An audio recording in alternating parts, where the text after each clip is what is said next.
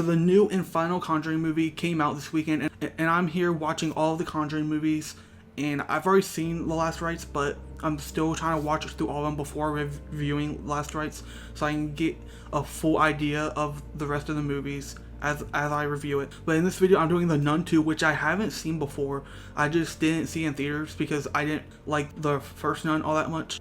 But I'm here to watch it finally. Nun 2 follows Sister Irene again, and she's called back in to defeat Valak when a series of brutal murders erupt across 1950s France. 4 years after surviving St. Cartha's monastery, Irene's investigations lead her from a haunted convent in Tarascon to a secluded boarding school and finally to a final chapel confrontation.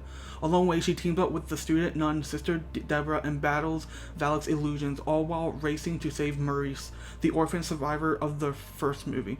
The narrative in this movie stitches together gothic set pieces like burning altars, rosaries everywhere, and locked chapels with the franchise's wider demon lore, building toward an exorcism that tests Irene's faith and determination. Because Irene embodies a firm belief, but each demon tactic that Valak uses forces her to confront personal fears and institutional failures. Maurice and a new character, Sophie, mirror Irene's own scars, showing how survivors of horrific experiences persevere and get through their issues. From rosary beads to sacraments, the movie highlights both the comfort and potential corruption within religious rituals. Thaisa Farmiga, who returns as Sister Irene, delivers measured intensity, blending determination with flickers of vulnerability that humanize her exorcist. Storm Reid was a great surprise as Sister Deborah, as I really enjoyed her in her movie Missing.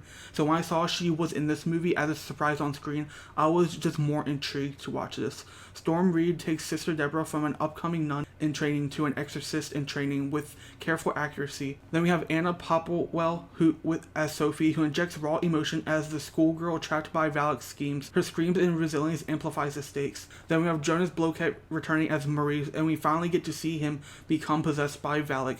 He brings in almost quiet suffering to face value to make the demonic undertones feel personal, especially when we see how soft and caring he can be, only to be turned into moments of dread.